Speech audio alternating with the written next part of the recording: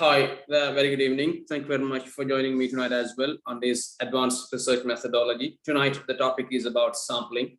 And I hope you remember the last session was about the data and the data collection methods, types of data. Because if we want to do a research, we all need certain data to analyze it, to understand the problem clearly, to understand the relationship between the IVs and the DV, to understand the link between the factors and the problem. We need to have data. So we have to collect those data. Now, if you want to get some data collected, let me take an example here to start it with, because some of you might be on the first class today. So data collection. Let's say we all have this hot topic today, the impact of COVID vaccine, how efficient it is. If you want to study this, you need some data. Example would be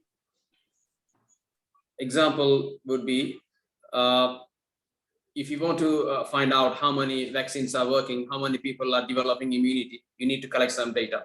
So the example would be, you may pick 100 people and give them the vaccine to all those 100 people and find out how many people defended or had the immunity to fight this COVID and how many people failed to do it.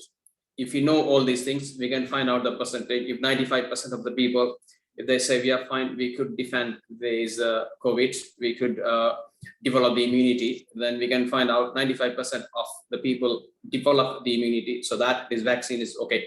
Or if it is other way around, we can say this is not okay, something like that. So to come to a conclusion like this, we need data. Okay, so we need to collect data. We need to contact all these 100 people and find out their experience. What happened? When did you take it? And how are you now?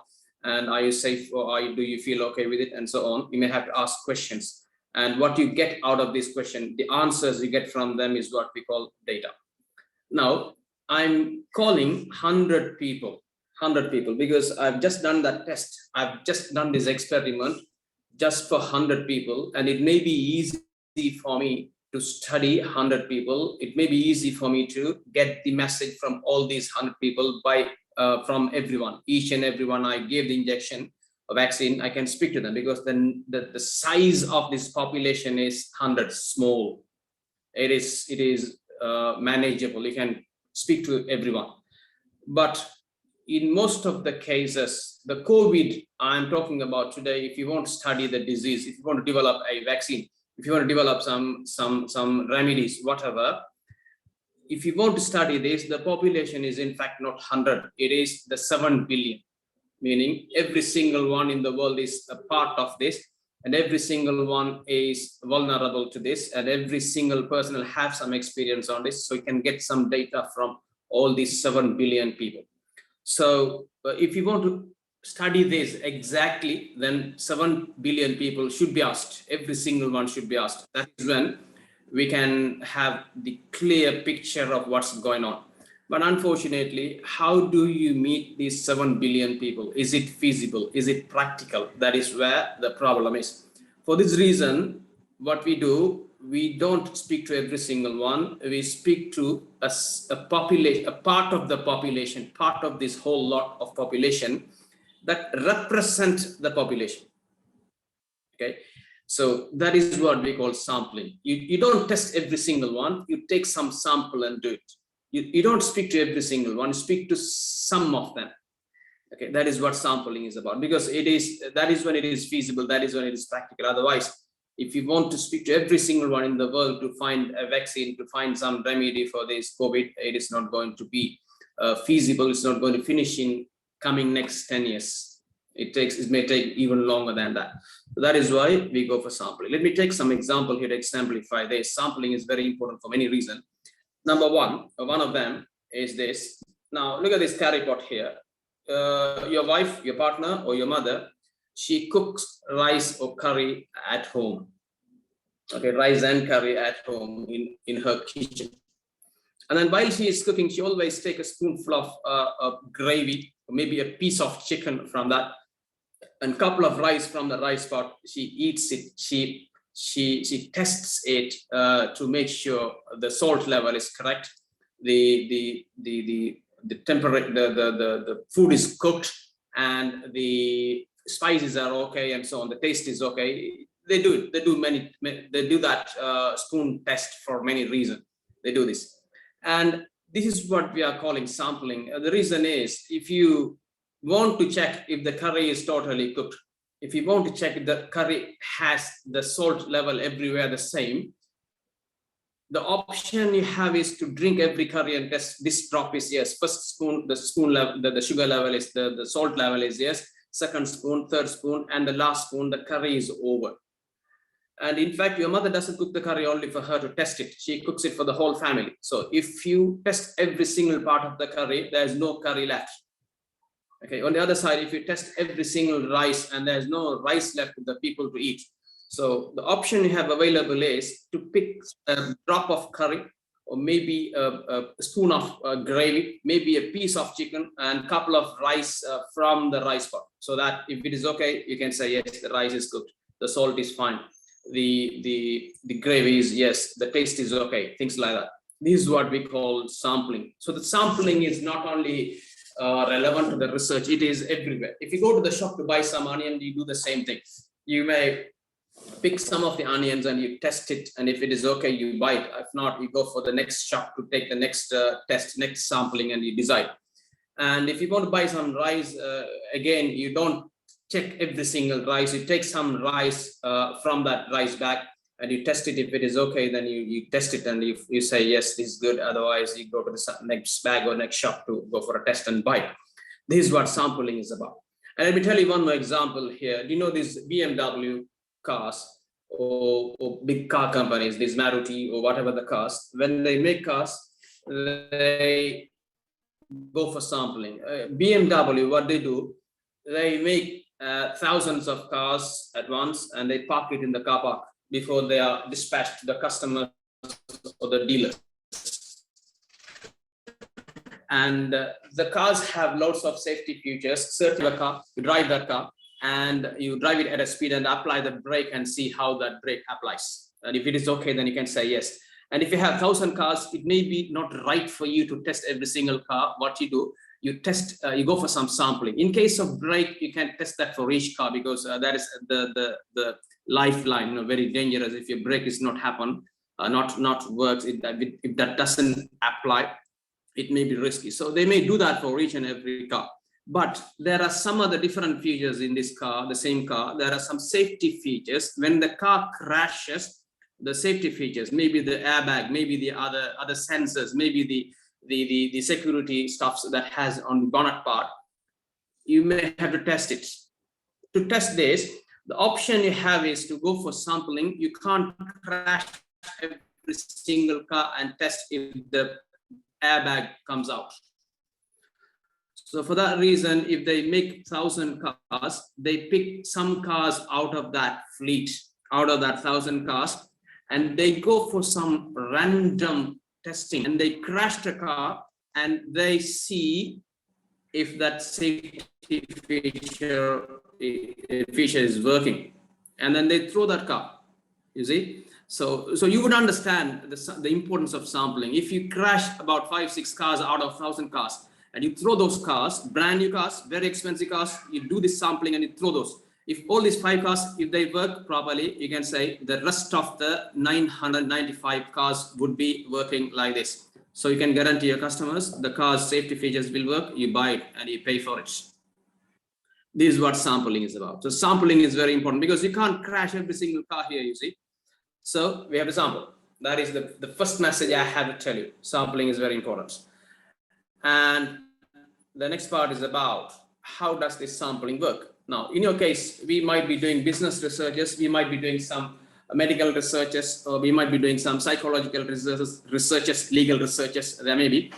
And to do this, we may have to have some process. Now, if I simply tell you that as well, again, when your partner, or when your mother, or when your wife, when she cooks some rice in the kitchen, or when she cooks some curry in the kitchen, now when she wants to check the salt level, there is a process. She never picked the gravy from the surface of your curry. Have you ever seen?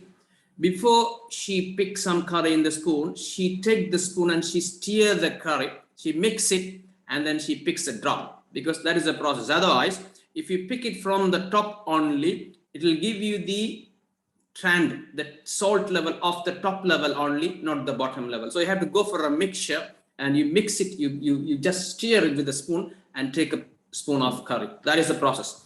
And if you are talking about rice, your mother, I have seen what they do, they take the handle side of this spoon, they put that handle side inside the rice and they pick a rice from the bottom, maybe from the middle part of it, and maybe one from the top. They take three rice or some rice from each part, bottom, middle, and the top, and then they test all of it and they say, yeah, okay, the rice is in this condition.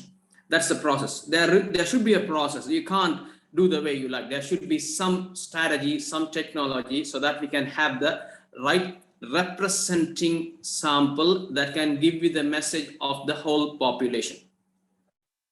Okay, so we'll see this tonight, how it works. Now, when I'm calling it population, we need to know, when we are talking about sampling, population is the total crowd of the people you want to study. Let's say, if you want to study the cars in BMW's manufacturing plant, every single car manufactured and not sold yet, they are about to go to the dealers to sell. That is the population, every single car.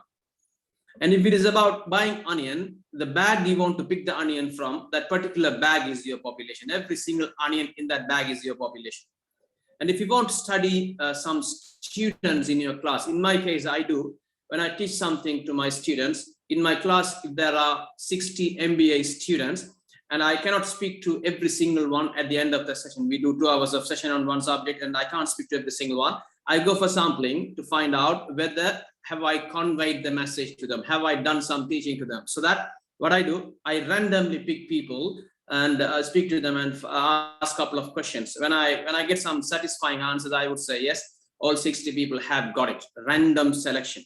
And the 60 people in that class is my population, and whoever I speak to is my sample. I am sampling it that way, right? So if I have 60 people in my class, all of them are together population. So the population size is 60 people, 60 students in my class, and I speak to 1 or 2 or 5 of them, and then I would decide, yes, I have done it. Otherwise, if I see the contradictory answers, or otherwise if I'm not satisfied with the answers they gave me, and I would think that I didn't do the work right, and I'll come back again, I'll teach them in a different way to make them understand. That is what that is what the importance, otherwise the benefit of sampling. You can't speak to every single 60 personnel, but do you understand, when I want to find out if they pass or not, where I cannot sample, I have to check everyone. That is why I do exams for every single one, because the case is different. In that case, I can't sample.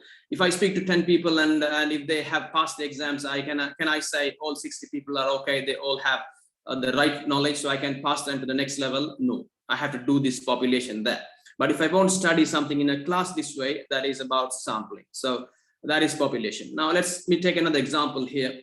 You want to check something, let's say you want to know cars older than 10 years. Are they roadworthy? Can you put them in the road? Are they safe enough to drive? If you want to study this, you may have to take some cars to study. If you want to study this, what you do, you have to go to the department in your country where they register all the cars, and tell the commissioner of that registry and ask him, I'm going to study this and I want to know the registered cars 10 years and above, 10 years and older cars details. Can you please give me the list of these registered owners so that I can find where they are? And he would give you a big list of cars that was registered 10 years and older time before. And the list of cars you have, every single car altogether, is what your population is. And he would give you the records of those cars, maybe 100,000. It may be a big list, but he will give you, I mean, if you can get it. So that is what the population is. So I hope you can understand what population is about. And in this population, every single one, every single car, every single onion, every single drop of curry, every single rice in your rice pot, is what I'm calling elements. Okay, so population is what I'm calling every single thing you want to study. Maybe human being, maybe employees, maybe cars, maybe rice, maybe curry. Everything all together is what population. In that, every single thing you could study. If it is cars, every single car individually is what I'm calling elements. Okay, so in my MBA class, the population size is 60 students, and every student is an element for me. Okay, if the elements are too big, if the population is too big, I have to go for some sampling for certain things. I cannot speak to every single one to find out what I want to know. And on the other side, the sampling is about, I'm calling this the part of this population that represent the population. If you want to study all of these onions, if you pick about 10 onions out of it, that is what the sample is about, and that will represent the rest of the population, right? And in that sample, every single unit of sample is what I'm calling subject, and the subject is what we're going to test, we're going to collect data from, we're going to speak to. So I have given you 4 terminologies. Number 1, population. Population is the whole lot of people or stuffs or objects you want to study. Patients, employees, cars, and every single one in that population is what termed as elements. And you never study every single element, because in some case the number of element, the size of population is too big, so you can't study, as I said before. So you have to pick some sample. When you want to pick some sample, you would take some of it, part of it, strategically. There are ways to do that. You would take it that would represent the rest of the people, the rest of the population, rest of the elements. And every single one in the sample is what I'm calling subject, and the subjects are the stuff you're going to study. Let's say if you have 100,000 cars in that car list, 10 years old cars, 100,000 cars in it, every single car is an element. And if you pick about 50 cars to test whether they are roadworthy, those 50 cars you would be checking one by one. That is your sample. Every car you check on that particular activity is what I'm calling subject. Right? Okay, so I have given you four terminologies. Let me tell you 2 more. And the next one is about parameter. The parameter is about, if you collect the data from every single element, from every single one from the population, that is parameter. And if you collect the data from every single subject from the sample only, we call it statistics. Let me explain this again. Let's say we want to test the impact of, otherwise the pain of, the experience of this vaccine. So whoever they have taken the vaccine in a country is your population. Let's say in one country, if 20 million people have taken the vaccine, if you want to study the impact of this vaccine, this 20 million people is your population. Every single one took the vaccine in this population is what we call the element. Out of these 20 million, you can't speak to every single one to study this. What you do, you pick 1,000 people, for example, from that to study. This 1,000 people's message is what the message we believe to be the message of the rest of the people. This 1,000 people's message is what the message we presume, we believe to be the message of the rest of the people we didn't speak to. That is why we call this sample would represent the message of the rest of the people. Okay, so in this 1,000 people, every single one you have to speak to now, because your population is 20 million and your someone's video is on.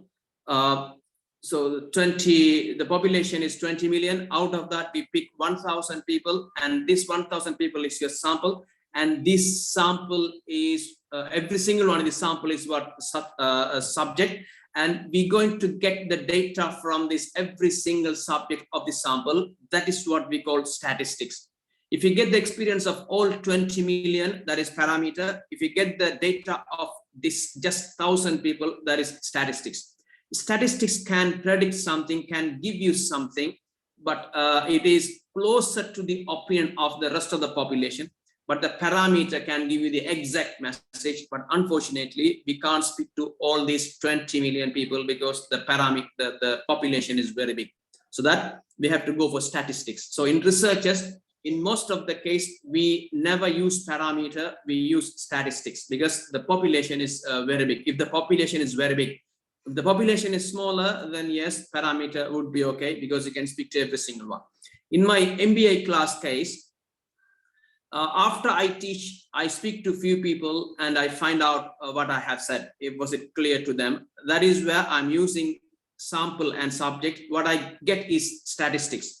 But at the end of that total module, I may do some assessment. They may do some exams or assignments where I check every single one. And that is when I'm talking about parameter.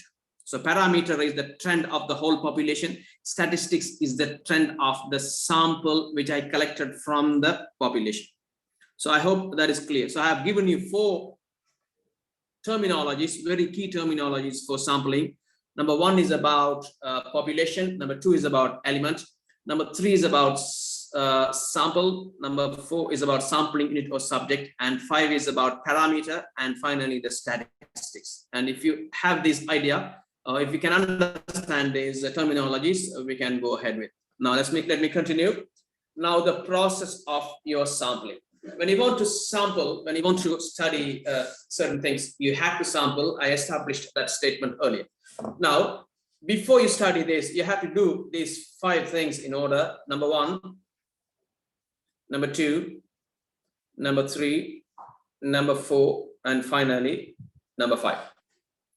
The first thing you do is about defining your target population. You should exactly know your population, right? Let me tell you this. This is the wording, so you can read that later.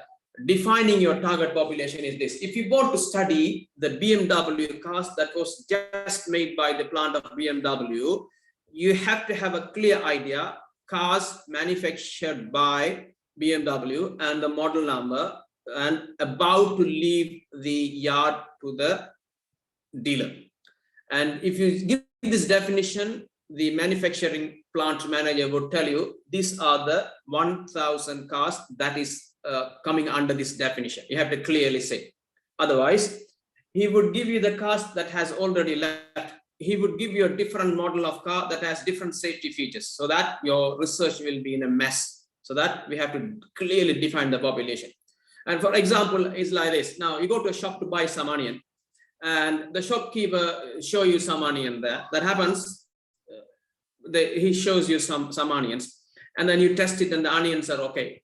And then he picked the onion from the other bag, otherwise from the back side of the heap, where that was not the right onion, that was not the onion he showed. So you sampled in some part of the heap and you purchased it at the back side of that one. When you go home, you would find out this shopkeeper has cheated you because you sampled the wrong population and you purchased the right one, otherwise something else which you've never tested, and you bring the wrong one home, so that you whinge your shopkeeper or the shop owner.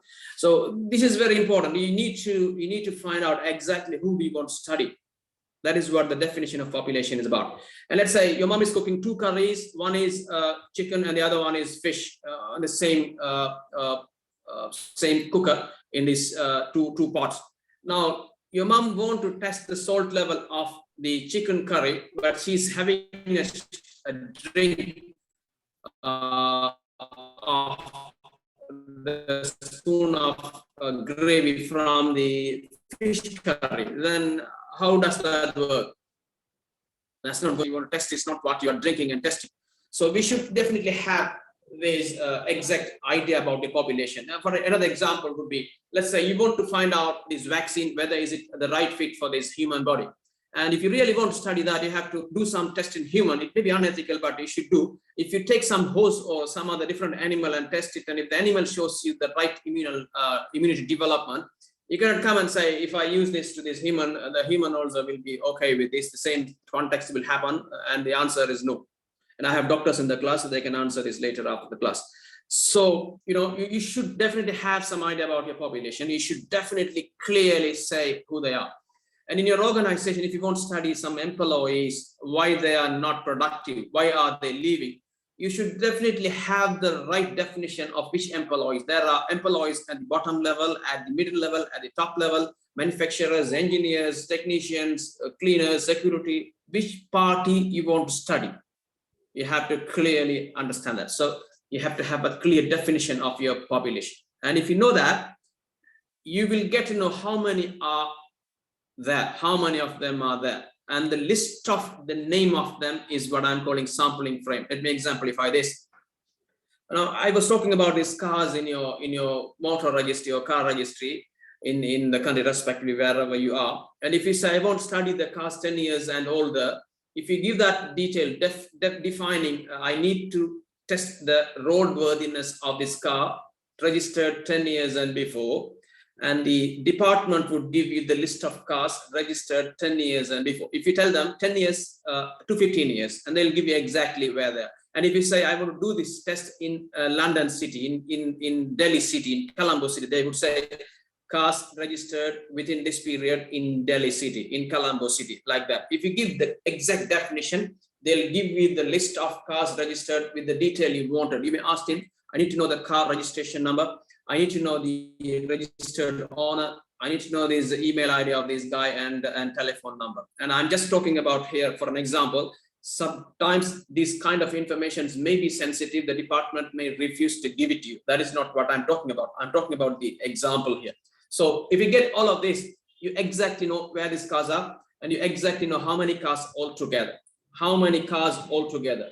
So the list of cars you have, the number of cars you have, it is a physically printed list. If you give all these criterions to the system, the computer, it will immediately print your list. And that list is what I'm calling the sampling frame. Every single car in that list is what I'm calling sampling frame.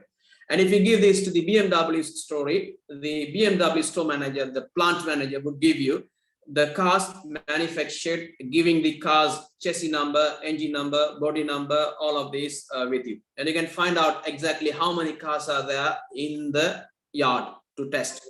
So this is what we call the sampling frame. So I said the population earlier, that is the total number of people. And if you have the information of total number of people, printed list is what I'm calling sampling frame. An example would be in your organization, the payroll of your employee is your sampling frame for certain research. In the universities, student list is the sampling frame of certain researchers if you want to do something there, and so on. So this is the second thing you got to know. So the first thing you got to know is about the population. The second thing is what the sampling frame. And after that, we have to select the sampling technique. Now we know, based on the sampling frame, we can exactly get to know how many units are there, how many elements are there, how many cars are there, how many onions are there, how many students are there, how many employees are there. We know based on the list. In that list, you have to pick some of it as sample, because we can't study every single car registered to study them. So we can't study every single employee who are working for the organization, because some organizations, they have 60, 70,000, and Samsung has 300,000 employees. Apple has lakhs of employees. How are you going to study all of them? So you have to do some sampling, where the sampling technique comes in. Now, let me suggest you certain techniques in here. Number one of them is census sampling. Census sampling is, in fact, you study every single element. If the population size is very, very small, it is possible for you to speak to every single one. In my MBA class example, after I teach sampling, but after I complete my module, I test every single one's knowledge to pass them to the next level, where I do census sampling, meaning I speak to every single one, I test every single one and find out whether they have learned. So that is what census sampling is about. If your population is small, yes. If you vaccinate 100 people, and if you can speak to all 100 people to find out the experience of vaccine, that is census sampling. Now, the random sampling is about in your population, if the population is too big, you may randomly pick someone or some cars or something, and you can use it. Let's say if you want to study if the rice is cooked, your mom picked some random rice. She picked maybe one rice from the top, one from the middle, and one from the bottom, and find out if the rice is cooked. So that is what we call random. There are ways of doing this, and one thing is this: if you give the list of your sampling frame to a software called Minitab, there's an option that will pick people, that will pick cars, that will pick whatever you want to study randomly. Let's say if you give the list of cars you have, if you upload that document, and if you give the command, if you click the options there, it will pick you these car owners you have to speak. So it will randomly pick. The reason is, if you don't randomly pick, you would purposely pick thing. It may manipulate your result. You should randomly pick. Okay, so that the random picking may make your research a little bit ethical and accurate than the purposeful sampling. Okay, so that is random. Now, systematic sampling is again a part of random. If you have people like this, what you do, you test every other one, every third one, every third one, every third one, every other one, something like that. So that is what we call systematic. So let's say in your class, if you have 60 people, you pick the first student from wherever you like, and from that, every fifth student you speak to, and you sample the students for some reason. And okay, so that is what systematic sampling is about. And you may do stratified sampling as well. What you do, if you have a bigger population, you make them into blocks. We call them strata in research language. We make it into blocks. So now there's a big population here, and you make them into 3 blocks, and from each block you pick some people. That is another way of sampling, stratified sampling, status. Now, the cluster sampling is again another different way, where if you have a bigger population, you block them out into smaller pieces, smaller stratas, and you pick the whole strata. Earlier, you make them into bigger blocks, and from each block, you pick some of them. And if it is a smaller blocks, you pick from that smaller blocks, you pick blocks, every other block or every fifth block. That is what the cluster sampling is about. And the convenience sampling is another way, where when you want to do some research, you speak to people that are convenient to you, that is reachable, easily reaching in your class, your MBA, and speak the front of the message. In fact, lecturers, we know, the back of people part of the class, they don't get what you say. So it is not rightful. That is what we call convenient sampling. But you do that for some reason. Let's say if I want to, right, the line is not clear. How is it now? Can you hear me, please? Is it clear now? Is it audible? Can you hear me? Yes, sir. Okay, thank you very much. Right, there was an interruption. Right, okay, so that is what convenient sampling is about. People, they do this because it is convenient to them. Let's say if you want to speak to some people to know certain things, you don't go to every single one. Whoever the numbers you have, you call and find out. You don't speak to every single one. That is convenient sampling. Now, the purpose sampling is about you purposely pick someone and you do this. Let me take an example for it. Let's say if you go to hospital to find a doctor for your knee problem, for your orthopedic problem, if you go to the doctors list, they show you 100 doctors that specialize in that particular area. So where you don't simply select one doctor randomly, you go there, okay, you read the name, and then you pick the 5th one and you say, let me try this doctor. You don't do it that way. What you do, you go there and you purposely get some doctor because you have some recommendation already. They say, go to this doctor, he's a good doctor. And you go to the reception and book that doctor because you purposely want to speak to him. So this is a good method for certain thing. Let's say if you want to study something, you purposely pick some lecturer. You don't randomly pick some lecturer and study. Okay, so that is what we call purposive sampling. You have a purpose because you think this is the right person. And the snowball sampling is another way where if you have a bigger population like this here, what you do, you take some of them into the next level. So this is the population and this is the sampling, first sampling. From that, you again pick another one, because if that is a bigger population, you do it that way. And finally, the sample you study is this. Okay, that is snowball sampling. And the quota sampling is another way where you may want to study something. So you study some percentage of men and some percentage of women, some percentage of people above this age level, some percentage of people below this level, and some percentage of people from the city and some of them from the village, things like that. This is where you give a quota to do some sampling. And you do that for reasons. It depends on the research you do. And judgment sampling is about you judge, you decide that if I want to know this, this is the person.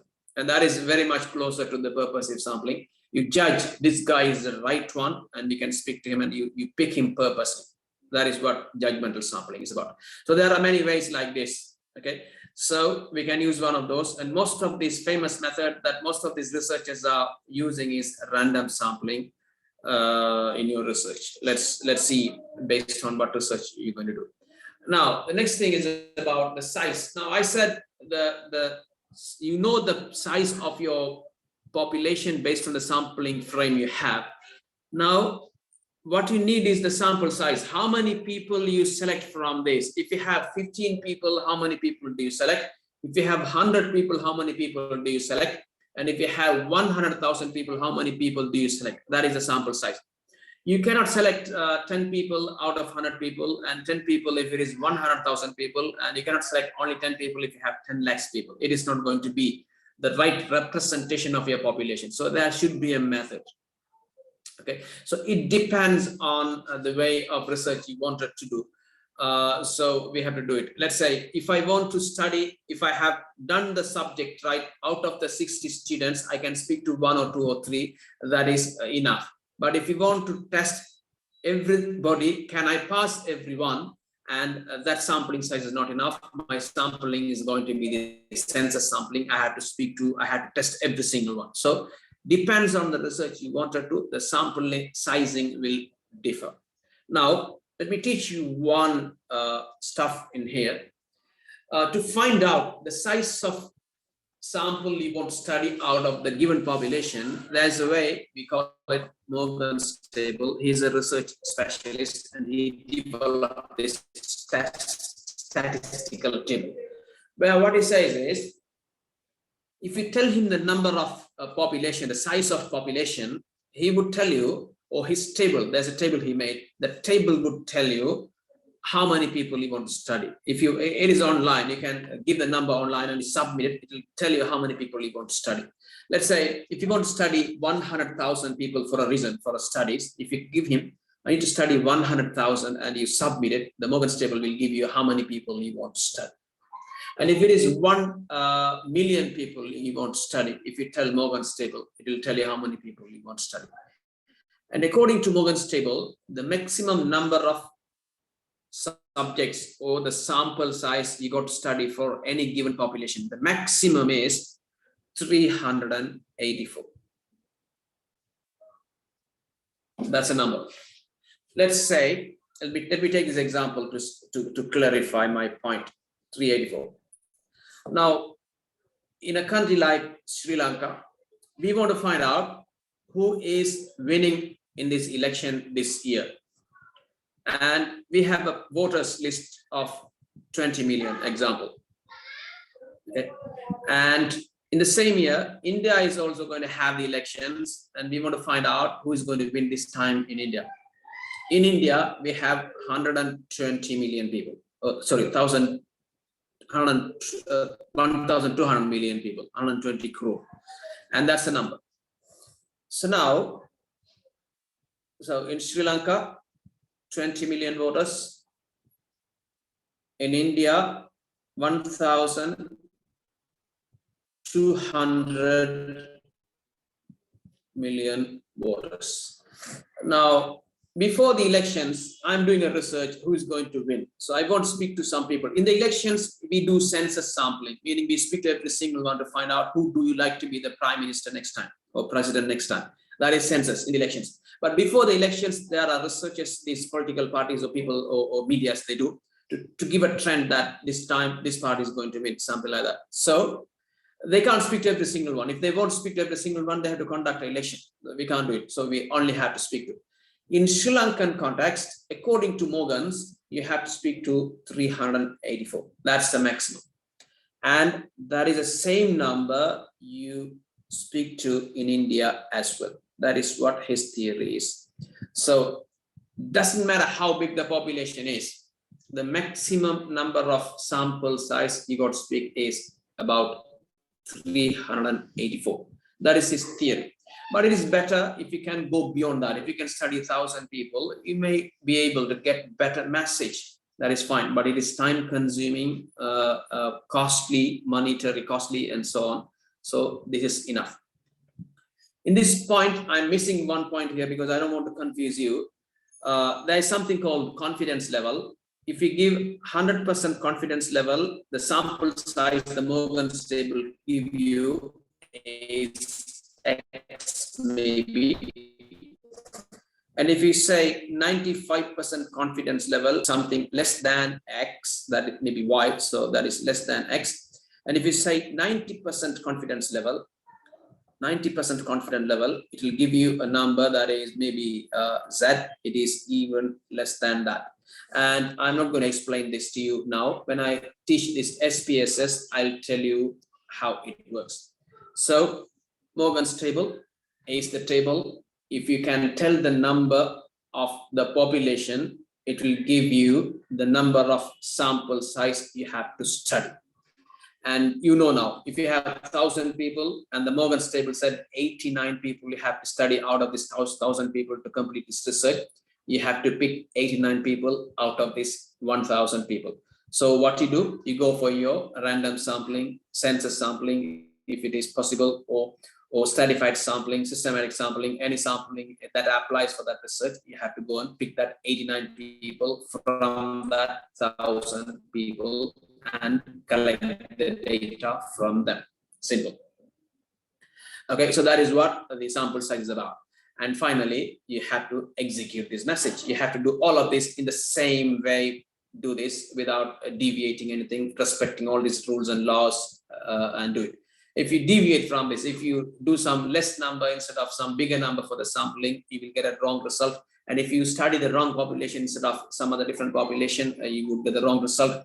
And if you take the wrong population frame, the sampling frame, and again, you would end up with wrong trend, wrong results. So you have to execute all of this in the right way. That's the final one you got to do. So that is it from me from this sampling tonight on this lecture. And if you have any questions, we can answer it at the end of it. Thank you very much for joining again. And I see you in the next session. Have a great night. Be safe. Stay home. Thank you. Good night.